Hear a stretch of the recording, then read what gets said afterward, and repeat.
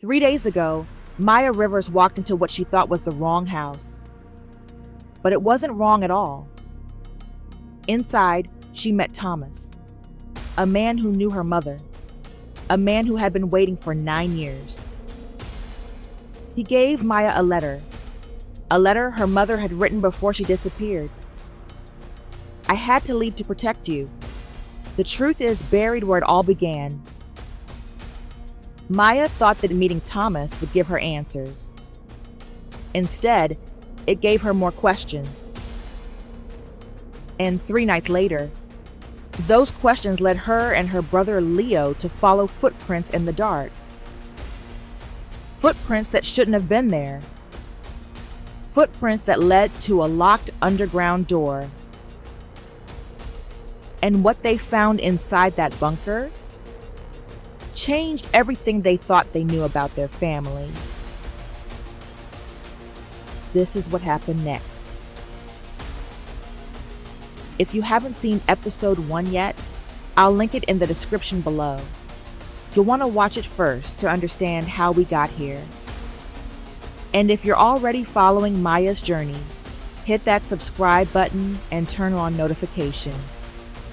Because this story is about to get much deeper, much darker. And the secret Maya's family has been hiding, it's bigger than she ever imagined. Now, let me tell you what happened 3 days after Maya met Thomas. Maya and Leo didn't go home after meeting Thomas. They couldn't. Thomas had warned them. "This house is being watched," he'd said, "by people who don't want that secret found." So they checked into a small motel on the edge of town. The kind of place that doesn't ask questions, that takes cash, and doesn't check IDs too carefully. For 3 days, Maya tried to make sense of everything. The letter, the symbol, her mother's words.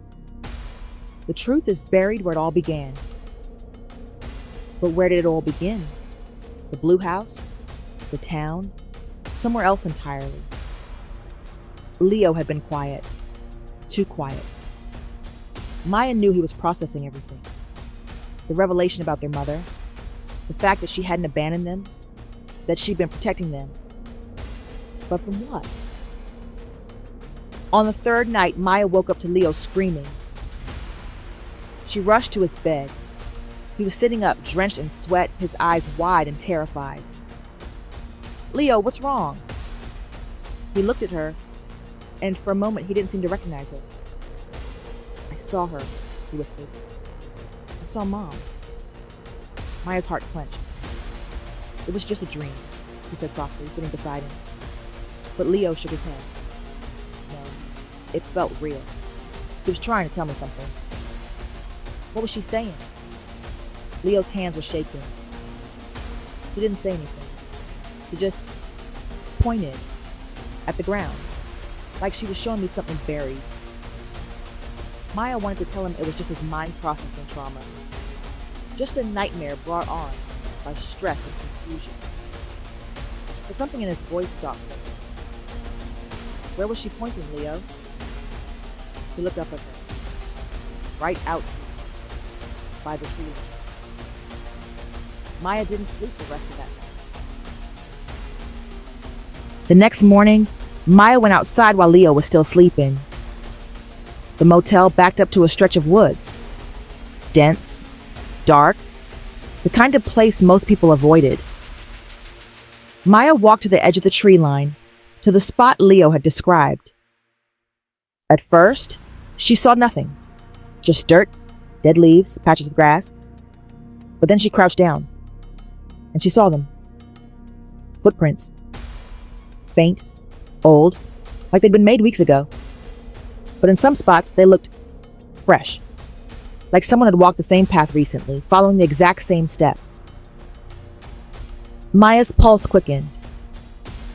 She followed the prints with her eyes. They didn't lead into the woods randomly. They formed a pattern, a specific route. And then she recognized it. The pattern matched the coordinates from her mother's notebook. The one Maya had found in the locked suitcase years ago. Her mother had been here. Maya? She turned. Leo was standing at the motel door, still in his pajamas. Did you find something? Maya nodded slowly. I need you to get dressed. We're going for a walk. 20 minutes later, they were following the footprints into the woods. The forest was quiet. Too quiet. No birds, no wind, just the sound of their footsteps on dead leaves. Maya had the notebook open, comparing the coordinates to their path. Are you sure about this? Leo asked, his voice uncertain. No, Maya admitted.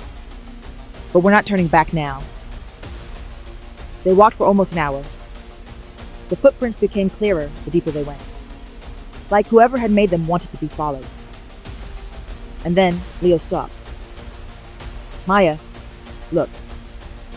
In front of them, partially hidden under a pile of leaves and dirt, was a door. Not a wooden door, not a cellar door.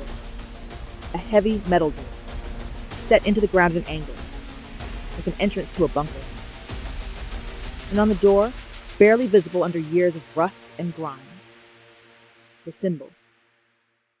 The same symbol from the blue house, from her mother's envelope. Maya's breath caught in her throat. What is this? Leo whispered. Maya knelt beside the door, brushing away the debris. There was a handle, a lock, old, industrial. Help me, she said. Together they pulled.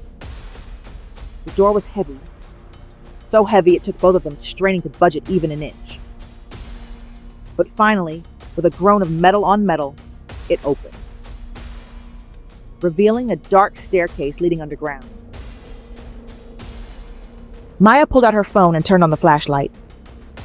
The stairs were concrete, cracked, covered in dirt and moss. Should we really go down there? Leo asked. Maya looked at him. She could see the fear in his eyes, but also the curiosity, the need to know. Stay close to me, he said. They descended. The air got colder with every step. Damp, stale, like no one had breathed it in decades. At the bottom was a small room, maybe 10 feet by 10 feet. It wasn't what Maya expected. She'd imagined a secret vault, a hidden treasure, something dramatic. But this was simpler, sadder. The walls were lined with shelves. On them were boxes, files, photographs. Maya approached the nearest shelf and picked up a photograph. It showed a woman she'd never seen before. Middle-aged, stern expression, standing in front of a farmhouse. Who was that? Leo asked. Maya turned the photo over. On the back, in faded ink, Margaret Rivers, 1967.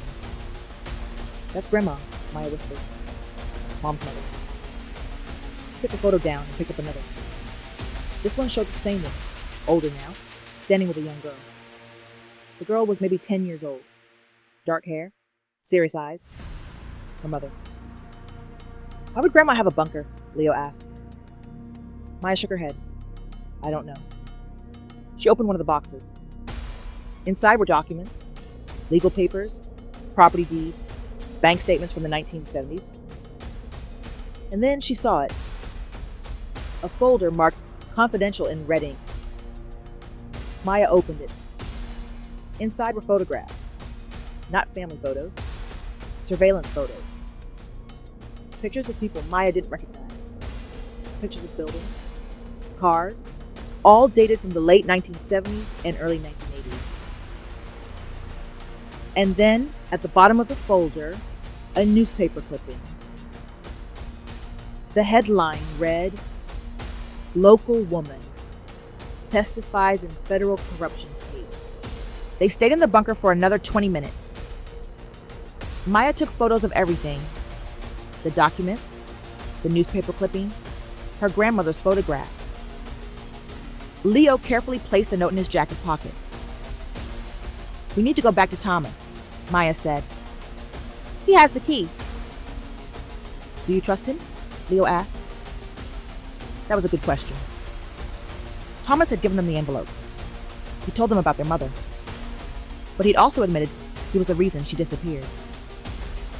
I don't know, Maya said honestly. We don't have a choice. They climbed back up the concrete stairs. Maya emerged first, squinting in the daylight. And then she froze. What? Leo asked from behind her. Maya didn't answer. She was staring at the ground. The footprints they'd followed into the woods, there were new ones now.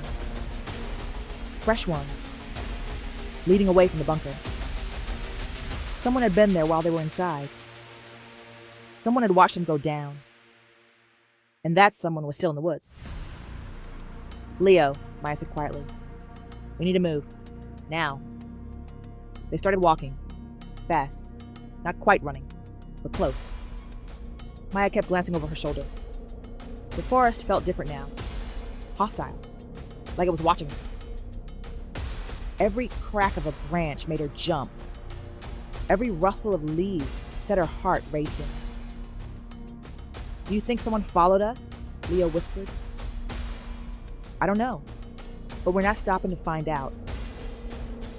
They made it back to the motel in half the time it took to reach the bunker. Maya locked the door behind her, drew the curtains, checked the window. What do we do now? Leo asked. Maya pulled out her phone. We called Thomas. She dialed the number he'd given. It rang 14. Then voicemail. Thomas, it's Maya. We found the bunker. We found the note. Need a key. Call me back, please. They waited. An hour. 2 hours. Thomas didn't call back. And as the sun began to set, Maya realized something that made her blood run cold. The note had said, trust Thomas. He'll give you the key when the time is right. But what if the time was never right? What if Thomas didn't want them to know what was in that box? What if he was...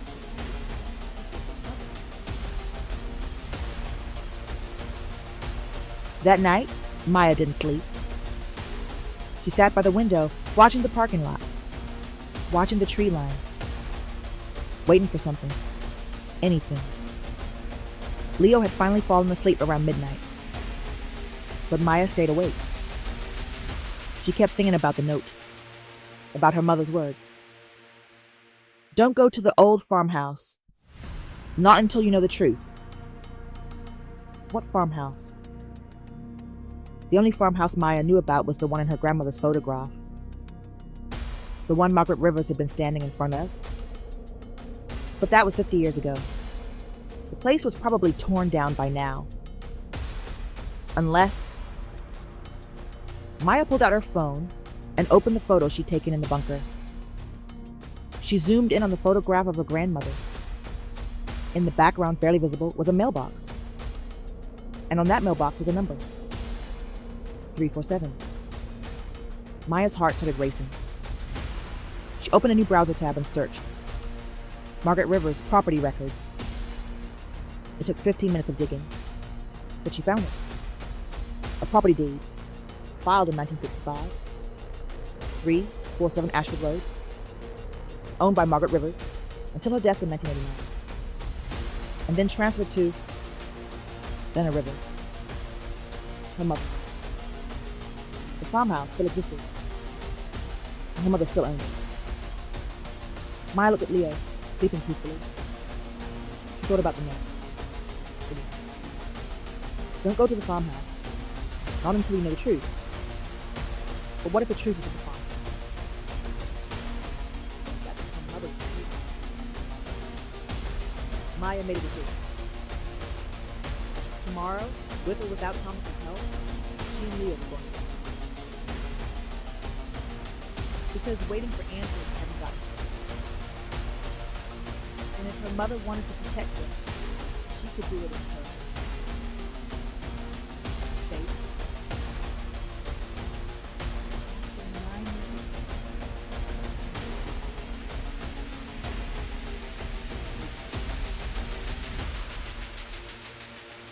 What Maya doesn't know yet is that going to that farmhouse is exactly what someone wants her to do. Someone who has been waiting, watching. Someone who knows what's in that locked box and who will do anything to make sure Maya never opens it. If you want to see what happens when Maya and Leo reach the farmhouse, if you want to know what secret their family has been hiding for decades, then subscribe right now and turn on notifications. Because episode 3, it's going to change everything. Drop a comment. Do you think Maya should trust Thomas? Or is he hiding something? Thank you for following this journey with me.